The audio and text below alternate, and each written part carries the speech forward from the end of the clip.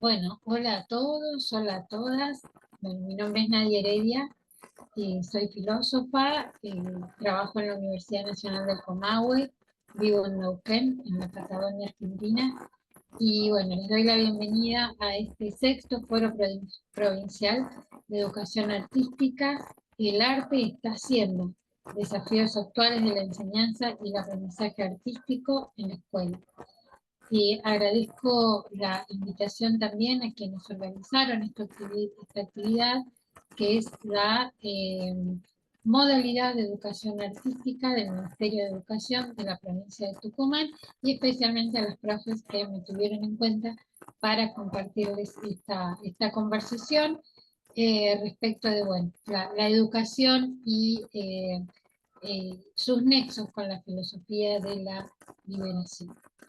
Bueno, voy a preparar para compartirles un Power para iniciar nuestra conversación, ¿no? Bueno, el Power tiene que ver justamente con lo que plantea la filosofía de la liberación. Primero, comentarles que la línea de la filosofía que voy a seguir es la del filósofo argentino Enrique Dussel, ¿sí? Enrique Dussel es un filósofo argentino, argentino-mexicano, porque se tuvo que exiliar en la época de la dictadura militar, unos años antes en realidad, pero bueno, fue persecución política por lo que le enseñaba. Y ahora vamos a ver si ustedes después pueden ver en qué sería, ¿no?, lo peligroso del pensamiento de Enrique Dussel. Por lo pronto vamos a compartirles lo que él entiende, lo que él nos propone pensarnos desde todas las disciplinas, ¿eh? Desde la pedagogía, desde, no sé, desde las ingenierías, desde no sé, las carreras técnicas, cualquier carrera, profesión o no, o trabajo o oficio en el mundo puede tener su posicionamiento geopolíticamente situada. ¿Y a qué me refiero? Fíjense, yo les traje aquí para compartir un planiferio, que es lo que, nada, este planiferio podría ser de cualquier nivel educativo, de nuestra educación, inclusive de cualquier universidad, ¿no? Carreras de historia, de geografía. Sin embargo, lo que Dussel ya también va a empezar a mostrar es que esta construcción del mundo no solo tiene que ver con una construcción geográfica, temporoespacial, ¿no? Más bien ligada a una construcción occidental de la historia. Lo que Dussel va a decir es que esta construcción viene de mucho antes, es decir, Dussel va a decir que esta construcción del mundo viene de 1492. Para Dussel esa fecha, 1492, es cuando empieza una gran ficción que tomó el carácter de universal. Sí, esto quiere decir que Europa empezó a contar una historia en la que ella misma, es decir, Europa, es el centro. Es el centro y es la protagonista. Pensemos, por ejemplo, o sea, no solo este mapa, ¿no?, en donde Europa está completamente sobredimensionado, sino que además está en el centro del mapa. Todo el resto de los continentes somos su periferia, ¿sí? Es decir, Latinoamérica, dirían los zapatistas, está abajo y a la izquierda, África está abajo, y hasta, bueno, grande, a ver, Norteamérica, sí, Oceanía, bueno, todo el resto de los continentes están en la periferia europea, ¿sí? Entonces, aquí tenemos una imagen gráfica del eurocentrismo, es decir, un mundo creado por los europeos en donde Europa es el centro. Entonces, Dussel va a empezar a criticar esta teoría y va a decir, bueno, a ver, esta idea, a ver, en donde Europa, ¿no?, se crea como centro del mundo, tiene un correlato en paralelo y tiene que ver con que somos representados en el abajo del mundo. Es decir, si volvemos a esta imagen, ustedes se van a dar cuenta que, como les decía, Argentina, Chile, bueno, Argentina y Chile sobre todo estamos abajo y a la izquierda. ¿sí? Entonces fíjense esto, a ver, estamos en el abajo del mundo, África también, ¿no? África y Latinoamérica, sobre todo. Estamos representados como en el abajo del mundo, ¿sí? Por lo tanto, lo que Husserl va a empezar a explicitar es que nuestra propia conformación subjetiva, nuestra subjetividad, realmente termina creyendo usted que somos ese abajo del mundo y que en realidad lo civilizado va a estar siempre arriba, es decir, va a ser Norteamérica, va a ser Europa, ¿sí? Pero no va a ser nada, otro hermano latinoamericano, centroamericano, no. Lo superior, por esta misma construcción espacial, va a ser el norte, ¿sí? O Europa, en su defecto, ¿no? Entonces, fíjense cómo esta construcción del mundo que nos sitúa en el abajo, en realidad lo que termina reproduciendo estas lógicas es que si nosotros somos el abajo, hay quien está en el arriba del mundo, ¿no? Ya lo dijimos. Sobre todo los imperios, no sé, Estados Unidos, Europa, las potencias económicas. También esto lleva a esta condición de inferioridad que decíamos. Subjetivamente nos vamos construyendo una imagen de inferioridad en el mundo. Y la superioridad siempre va a estar afuera, siempre el superior va a ser, bueno, en este caso el norteamericano, el sueño americano, o bueno, el sueño europeo, ¿no? Esto de ser como ellos, diría Galeano. Bueno, esta lógica bien económica, de desarrollo sobre desarrollo, nosotros obviamente siempre vamos a ser los subdesarrollados. Esta lógica centro-periferia, en donde Europa es el centro y todo el resto del mundo somos su periferia. Y esta dupla tan educativamente tan conocida, ¿no? Sobre todo por quien conocemos como el padre del aula, ¿no? Que es Sarmiento, el Sarmiento inmortal. Bueno, Sarmiento, desde la pedagogía moderna, argentina sobre todo, planteaba ya estas lógicas de civilización o barbarie, en donde, o casualidad, la civilización va a tener que ver con todo lo europeo. Tengamos en cuenta que todos nuestros próceres fueron formados en Europa. ¿Sí? La escuela francesa, la escuela norteamericana, la escuela inglesa, la escuela alemana, todos fueron formados en la escuela, en el exterior, por decirlo de alguna forma, y no cualquier exterior. Digo, en Europa o sí, en algún lugar de Europa. Por la época, ¿no? Por lo tanto, cuando ellos planteaban esto de civilización o barbarie, en realidad lo que estaban planteando era civilización, es decir, copiar la lógica europea o el conocimiento europeo, todo lo europeo, o la barbarie, ¿no? Y yo le preguntaría a ustedes, bueno, ¿a qué referirán con barbarie? Bueno, mientras hacen este ejercicio de a qué referirán de barbarie, nosotros y nosotras, como latinoamericanos, latinoamericanas, como argentinos y argentinas, éramos la barbarie de ese momento. Y digo éramos porque, a ver, siempre cuando a veces decimos estas lógicas, creemos que estar afuera, ¿no? Pero como argentinos quizás con descendencia de algún pueblo originario o de clase trabajadora o de clase campesina o lo que sea, bueno, a menos que nuestra estirpe, digamos, ¿no? Tenga algún origen de alguno de los próceres argentinos, todo el resto éramos barbarie. Porque ¿a qué se referían con barbarie? Todo lo gaucho, todo lo indio, ¿sí? Todo tengamos en cuenta que todo lo que no era, lo que no venía bajado del barco era indio, ¿no? Es decir, hasta inclusive el llamado mestizaje, ¿no? Ese no lugar entre lo indio y lo blanco, ¿no? El ser mestizo, bueno, también era parte de la barbarie, porque no era europeo del todo. Por lo tanto, barbarie era todo lo propio, ¿sí? Para decirlo también de alguna forma. Entonces, la gran pregunta es justamente esto, ¿no? ¿Qué enseña la escuela? Eh, bueno, y respondiendo a esa pregunta, tenía otro para compartir.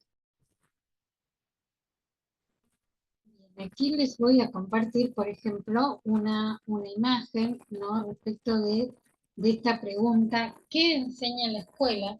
Bueno, muchos y muchas aquí quizás conocerán esta imagen.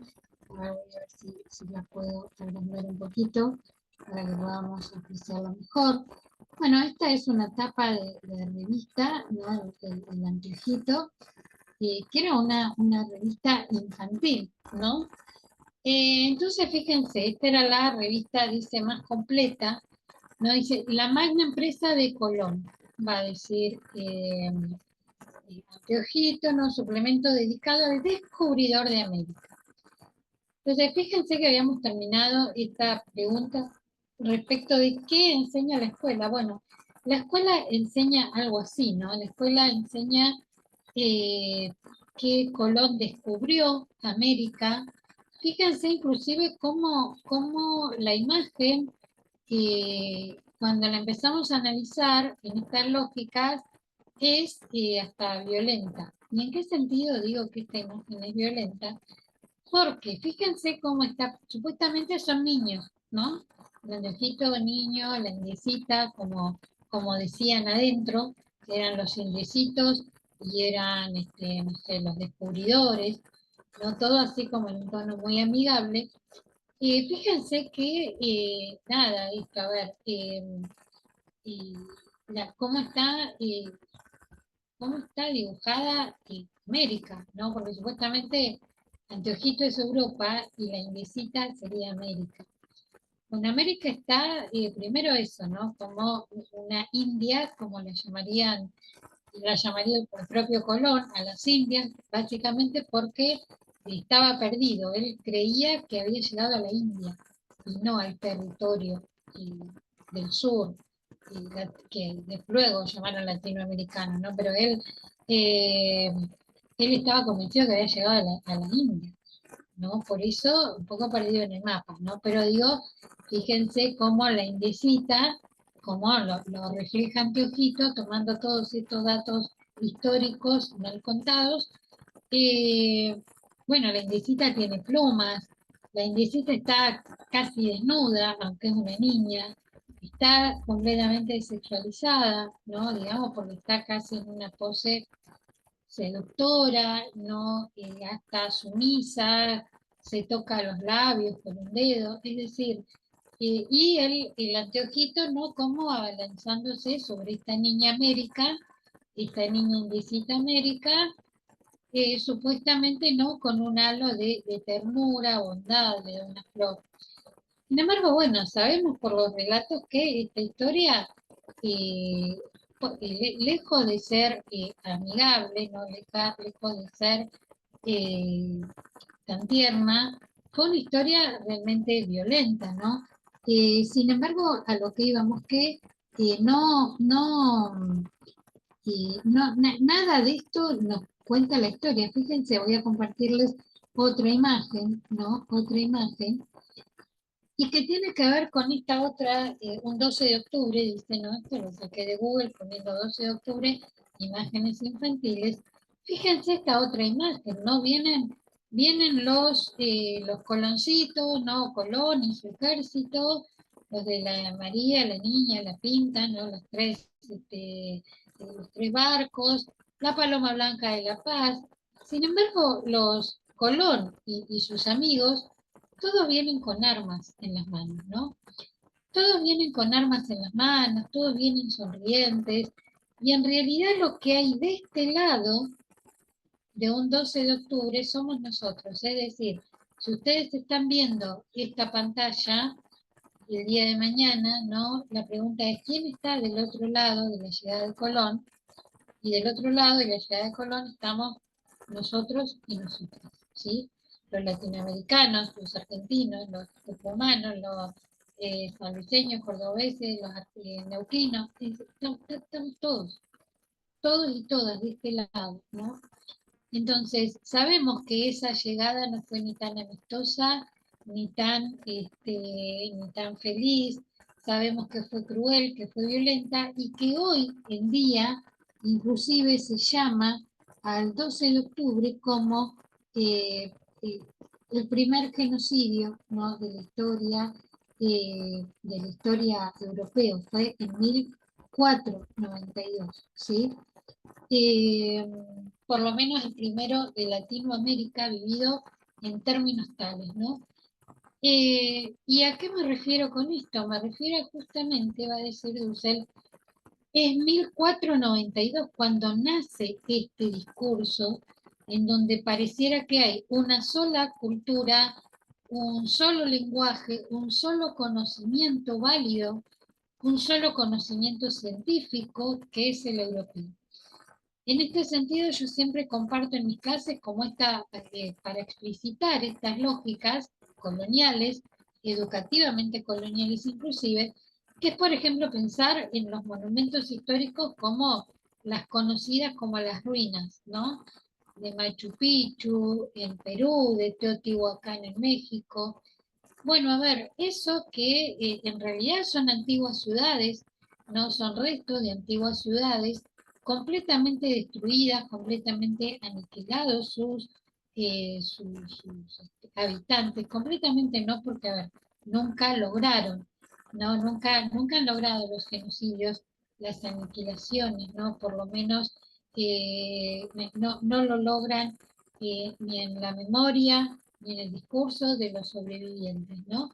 Y eso mismo ha sucedido en Latinoamérica, es decir, lo que cuentan los relatos, e inclusive los propios relatos de los españoles, que es lo que más ha ayudado también, digámoslo, a reconstruir esta historia latinoamericana, es que ellos se encontraron con imperios vivos, con imperios con organización económica, política, militar en cuanto a batallar en busca de territorios, ¿sí?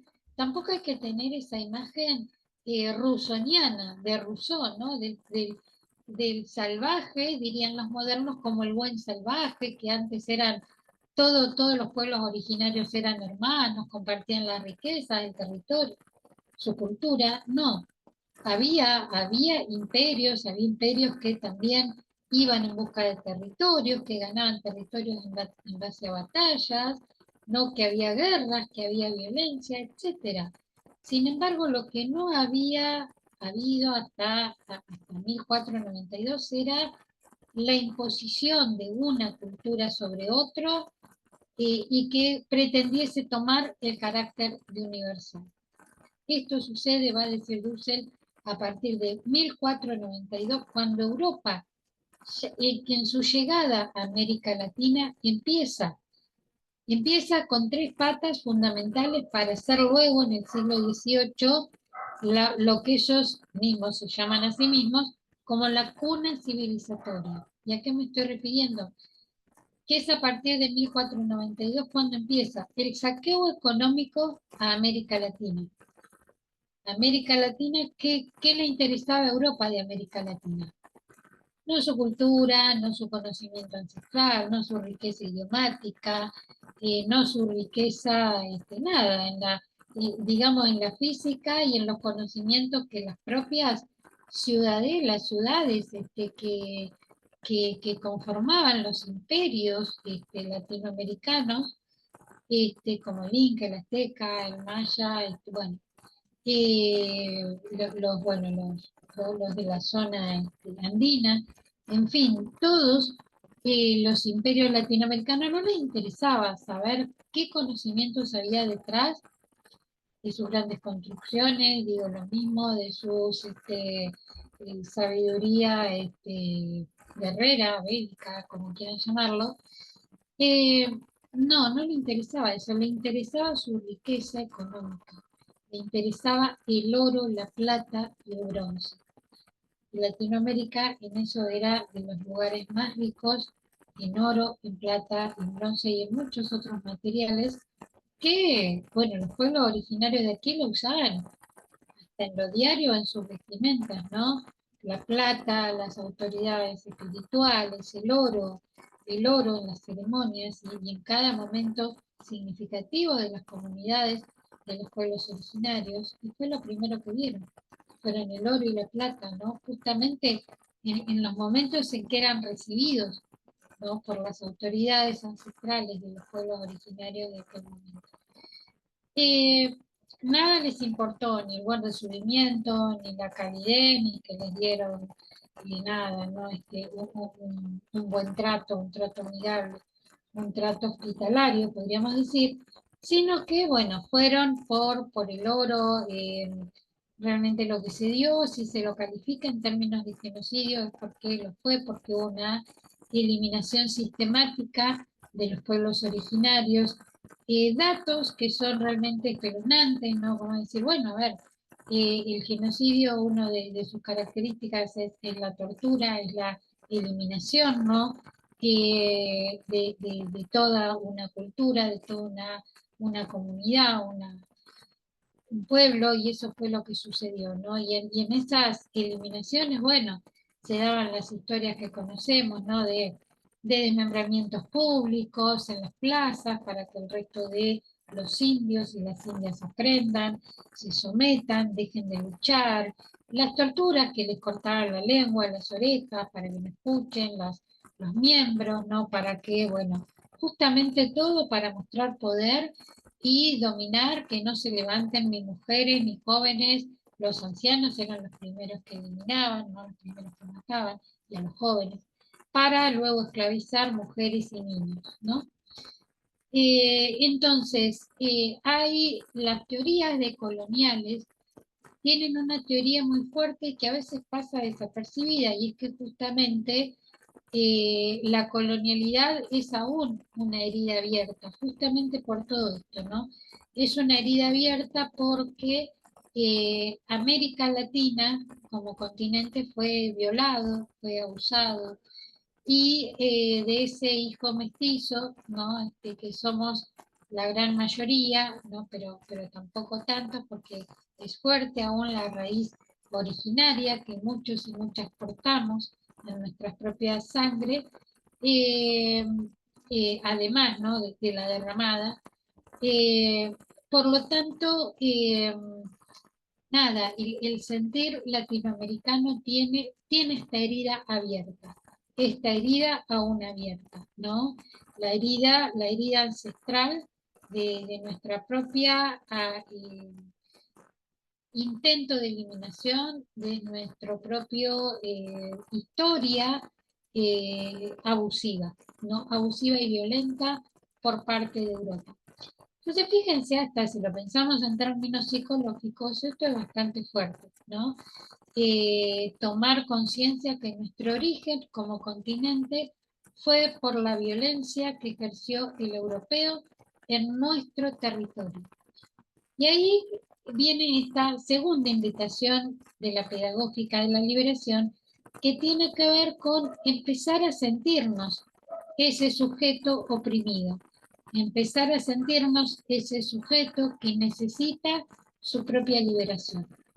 Si no, pareciera que uno piensa, ay, la pedagogía del oprimido de Freire, la pedagogía de la liberación de Freire, ¿no? Por correlato. La filosofía de la liberación de Dussel, bueno, pareciera que siempre estamos hablando de alguien que no somos nosotros ni nosotras. Pareciera que hablamos del indio, del negro, no sé, de los pueblos ancestrales, de las mujeres, de los niños que fueron, ¿no? Como siempre son la carne de cañón de cualquier proceso opresivo, político y económico. Y sin embargo, Dussel va a decir, no, a ver, como sujetos de liberación, todos somos sujetos de liberación. ¿Por qué? Porque todos y todas hemos sido parte de estos sujetos oprimidos. Todos, como nacidos y nacidas en territorio latinoamericano, portamos en nuestras venas también la necesidad de liberación, porque hemos nacido en la opresión. Y esto Dussel lo va a trabajar, ¿no? Como justamente la crítica a la modernidad. ¿Por qué? Porque va a decir Dussel, si volvemos a esta pregunta, ¿no? Del power, ¿qué enseña la escuela? Bueno, la escuela justamente nos va a enseñar, perdón, aquí voy a compartir nuevamente. La escuela nos va a enseñar algo así, ¿no? Que que estamos abajo, que somos los inferiores. Y justamente, ¿no? Como esta lámina tan famosa, ¿no? De una Latinoamérica invertida, ¿no? A ver, que lo que esté abajo pase a estar arriba y lo que está arriba pase a estar abajo.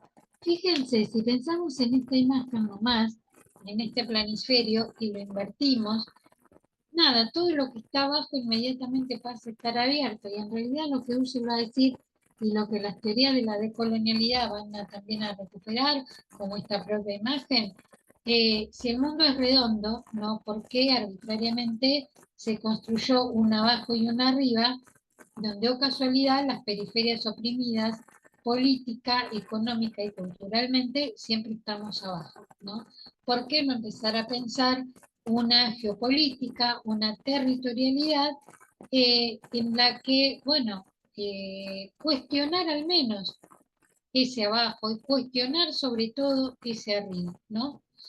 Entonces, fíjense esta segunda pregunta, ¿no? ¿Qué conocimiento legitimamos educativamente, ¿no? Entonces, la propuesta dice cuestionar la arbitrariedad que construye un pensamiento eurocéntrico y sobre todo reconocer, sea quien sea que escuche este video, docente de la disciplina que sea y enseñe lo que enseñe, que nuestra disciplina seguramente casi con 100% de seguridad, es eurocéntrica, ¿sí? Es decir, que cualquiera de nuestras disciplinas, a ver, yo soy filósofa, estudié filosofía aquí en Comahue y mi formación hace 20 años atrás fue eurocéntrica. Me enseñaron que filósofos eran únicamente, sobre todo, no únicamente, pero sobre todo Hegel, Kant, Marx, Habermas y algún que otro europeo más, pero bueno, siempre varones, siempre europeos. eh, Escasamente vi filósofos argentinos y los vi en una materia que ni siquiera era de filosofía y que lo daba una profesora de historia, como es la materia pensamiento latinoamericano. Fíjense, ni siquiera se llamaba filosofía latinoamericana, porque en mi carrera se duda aún que desde Latinoamérica se pueda hacer algo así como filosofía, porque filosofía o es griega o es europea, si no, no puede ser. Sin embargo, bueno, justamente todos estos discursos de la colonialidad o de la liberación recuperan esta idea de el valor del decir propio, el valor que muestra la contracara de lo que es el discurso colonial oficial, el discurso de la universalidad, va a decir el discurso de la modernidad, ¿no? Porque la modernidad europea, va a decir Dussel, nace en 1492, pero tiene su auge en el siglo XVIII europeo, cuando Europa empieza a contar al resto del mundo una historia universal. Entonces, fíjense, vamos a compartir otro relato, ¿no? Fíjense esta pregunta tan movilizadora que nos tenemos que hacer alguna vez en nuestra vida como docentes, sobre todo como docentes. La pregunta del quiénes somos, porque cómo respondamos a esa pregunta va a tener que ver con lo que enseñemos, ¿no? Fíjense, va a decir Dussel tomándolo de Octavio Paz, va a decir, el hijo de la Malinche, la India que traiciona su cultura, y de Cortés, el padre de la conquista y las virtudes del Estado dependiente, porque Cortés no es rey, no quiere ser ni indio ni español, tampoco quiere descender de ellos, los niega, y no se forma en tanto que mestizo, sino como abstracción. Es un hombre, se vuelve hijo de la nada. Fíjense qué fuerte esta afirmación, ¿no? Esto que nos trae Dussel, porque realmente volverse hijo de la nada quiere decir justamente, ¿no? Que en fechas, ¿no? Como digo, bueno, el Día de la Tradición, ahora en noviembre, justamente, ¿no? Bueno, ¿qué implica? Pero ¿qué implica desde nuestras propias raíces? Porque si no entendemos desde dónde venimos, bueno, ¿qué tendremos que decir de otros orígenes si ni siquiera sabemos el propio? ¿Sí? yo descubrí ya graduada de la universidad que era mapuche, ¿no? Porque, a ver, si mi mamá es mapuche, mi abuela es mapuche, mi bisabuela es mapuche, yo también soy mapuche, que es el pueblo originario de la Patagonia Argentina, ¿no? Y que abarca Chile y Argentina. Eh, pero a ver, esto a mí no me lo enseñaron en la escuela, no, no me enseñaron que por, no sé, por vivir en Neuquén y si mi abuela era mapuche, es probable que mi ancestralidad sea mapuche, ¿verdad? Por lo tanto, responder a esta pregunta de quiénes somos nos tiene que primero movilizar a nosotros como sujetos, a nosotros como personas, a nosotros como docentes. Porque una vez que nosotros y nosotras sepamos nuestra raíz, por lo tanto vamos a poder contarle al otro una historia que tenga un sentido vital, también para su propio crecimiento, ¿no?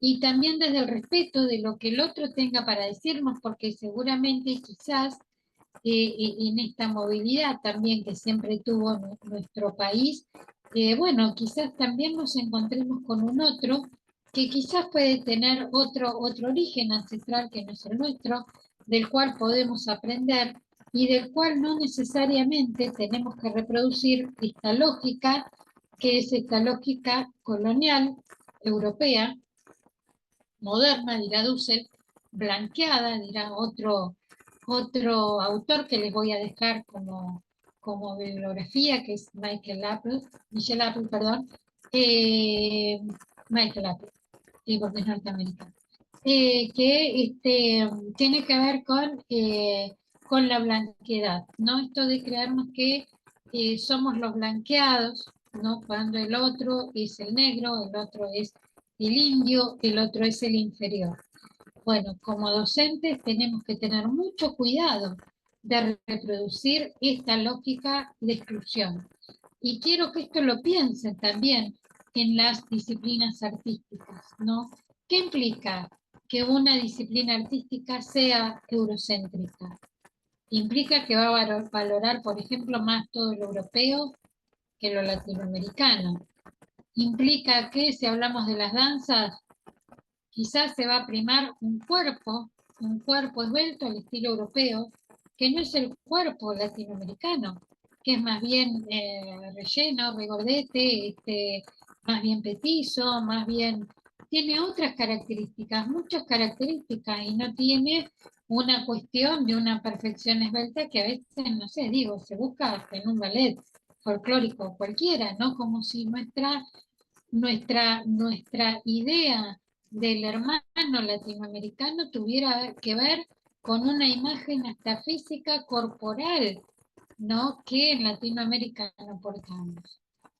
Bueno, y aquí ya que estamos hablando de docencia, ¿por qué no traer también al cuento de la lógica de la inclusión, ¿no? Es decir, ¿quiénes pueden ser parte de una propuesta educativa? Volviendo al mismo ejemplo, ¿quiénes pueden bailar folclore? ¿Quiénes pueden pintar una obra artística? ¿Quiénes pueden cantar una canción? Digo, pensamos que quizás estudiantes con otras corporalidades, con otros tiempos, con otras posibilidades espaciotemporales en su desempeño, pueden ser parte de nuestras propuestas educativas. ¿O es acaso que la lógica de la inclusión también se mueve en lógicas modernas, en tanto solo admite lo igual a un cuerpo sano, lo igual a un cuerpo esbelto, lo igual a un cuerpo que no es el cuerpo que cualquier estudiante podría tener en una escuela, ¿sí? En una escuela que no excluye a nadie por ser diferente. Entonces, en ese sentido, creo que nuestra responsabilidad docente, al pensar el eurocentrismo, cruzándolo con la ética profesional docente de la no exclusión y de una apertura justamente a resignificar lo que entendemos, porque a quien tenemos enfrente es un igual, Bueno, es de una profundidad significativa. Bien, seguimos un poquito más, ¿no? Entonces aquí yo les comparto unas preguntas, ¿no? Porque Dussel va a decir, la modernidad crea un discurso universal, lo que es lo mismo decir que crea un discurso de la totalidad. Un discurso de la totalidad que excluye todo lo distinto, todo lo que no sea europeo, todo lo que no sea blanco, todo lo que no sea masculino.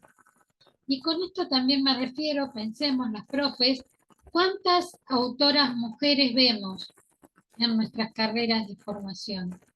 ¿Cuántas voces de mujeres no incorpora la academia en lo que llama la intelectualidad no académica? ¿Cuántas voces de mujeres vemos, aprendemos, leemos? Entonces, todos esos son discursos de la totalidad, una totalidad europea, masculina, blanca, heterosexual, sin discapacidad, ¿no? Que se resguarda bajo una pantalla de una supuesta normalidad, ¿no? Nuevamente, blanca, masculina, heterosexual, sin discapacidad, eh, en fin, ¿no? Entonces, la pregunta es, ¿cómo situarnos dentro de la totalidad que nos toca vivir? ¿No? Porque yo les hago esta invitación, pensemos cada uno de nosotros, nosotras, fuera de qué totalidad estamos quedando. ¿Sí? Además de pensar de qué totalidad estamos siendo parte, porque como docentes somos parte de una totalidad, que tiene la capacidad de incluir, pero también tiene la capacidad de excluir. Sin embargo, por ejemplo, yo soy excluida de una totalidad masculina. Soy excluida de una totalidad de la normalidad, porque soy una mujer con discapacidad. Soy excluida de una clase burguesa, porque soy una trabajadora, ¿no? Entonces, todo y cada uno de los sujetos, ¿no? Somos excluidos en algún modo de alguna totalidad vigente. Eso es lo que va a decir Lucia. Entonces, ¿cómo nos situamos dentro de las totalidades? Tanto de las que somos parte como de aquellas que nos excluyen. De alguna forma las cuestionamos, las naturalizamos. Ah, bueno, no, yo porque no soy mujer, no soy filósofa, no. Filósofo es solo filósofo, no. Las mujeres no. Bueno, digo, ¿qué hacemos con esas creencias que nos hace que inventan la totalidad? ¿Las resistimos de alguna manera? Bueno, se tiene que ver con esta primera pregunta. La segunda, ¿qué diálogos entablar con los estudiantes para resituar una pedagógica situada de la liberación en términos husserlianos? Quizás esto, ¿no? ¿Qué diálogos entablar con nuestros estudiantes? Va una pregunta quizás previa. Dialogamos con nuestros estudiantes, pero dialogamos desde el sentir, que es otra de las características que nos negó la modernidad racional europea. Porque para el conocimiento racional europeo moderno, el sentir quedó afuera. Así como quedó afuera lo indio, lo gaucho, lo afro, lo asiático, todo el resto del mundo, también quedó afuera el sentir. ¿No? Entonces, ¿qué diálogos entablamos con nuestros estudiantes? Inclusive del sentir, de cómo van sintiendo lo que les proponemos, cómo se sienten frente a lo que la escuela les enseña. Dialogamos alguna vez con nuestros estudiantes sobre qué traen justamente para compartir como su voz propia. Bueno, y eso es justamente una voz situada. Pero si un docente no la tiene, difícilmente la pueda hacer surgir en sus estudiantes.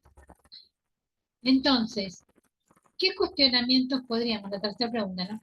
¿Qué cuestionamientos podríamos plantearle hoy a ese sistema como totalidad desde las categorías de un marco teórico crítico como es la filosofía de la liberación ruseliana. Eh, bueno, esto de lo que veníamos hablando, ¿no? ¿Cómo podríamos cuestionar las totalidades de las que somos parte? Y aquí ya metiendo más y lo finito a nuestra propia disciplina. Vuelvo a lo mismo, enseñemos lo que enseñemos.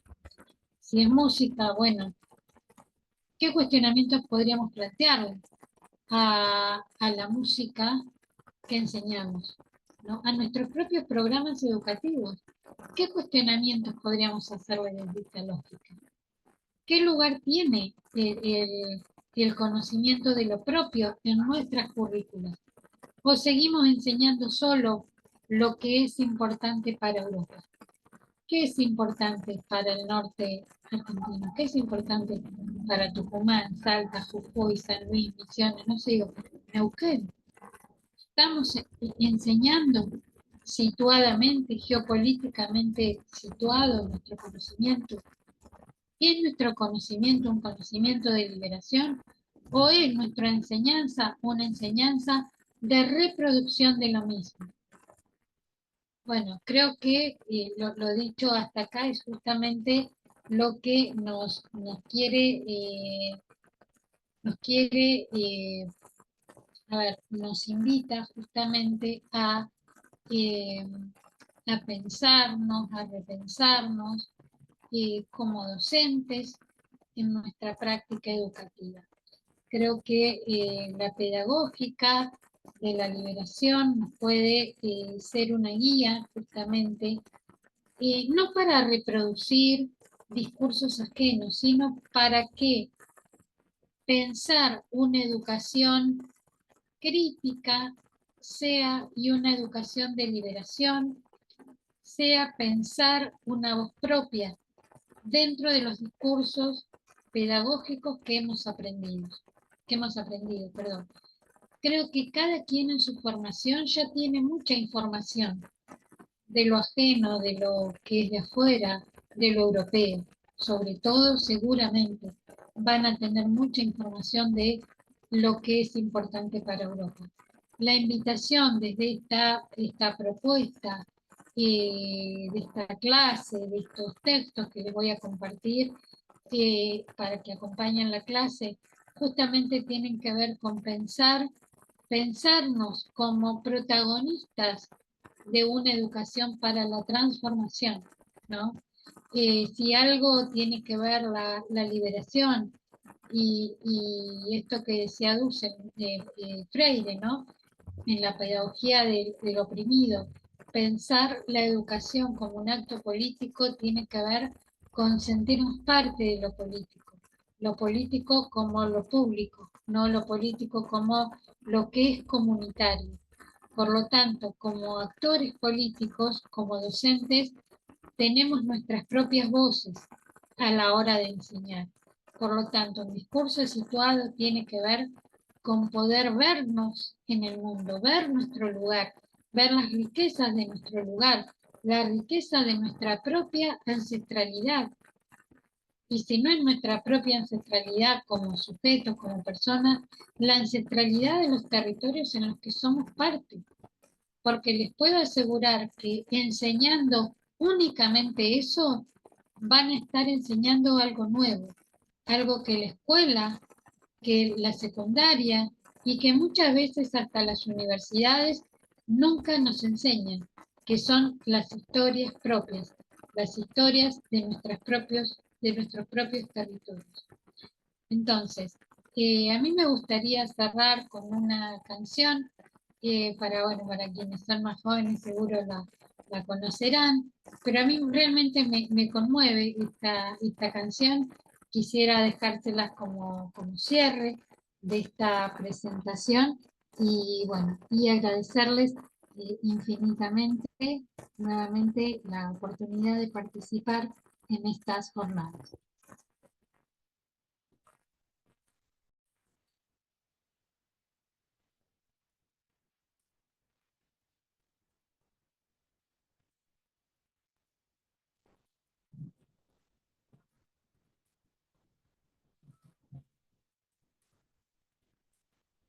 Voy a chequear haberlo compartido con su.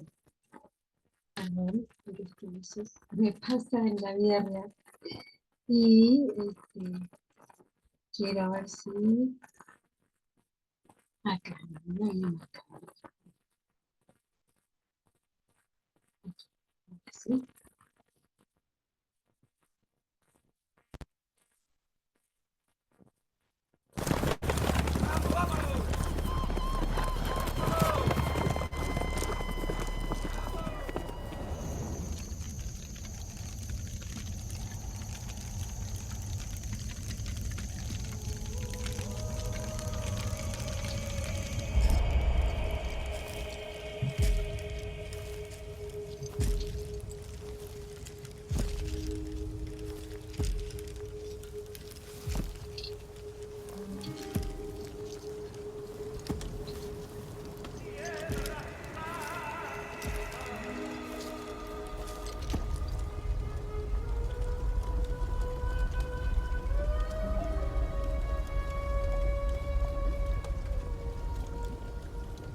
Si preguntan quién soy, qué llevo, a dónde voy, de Tierra Santa. Soy de donde nací, donde voy a morir, mi Tierra Santa.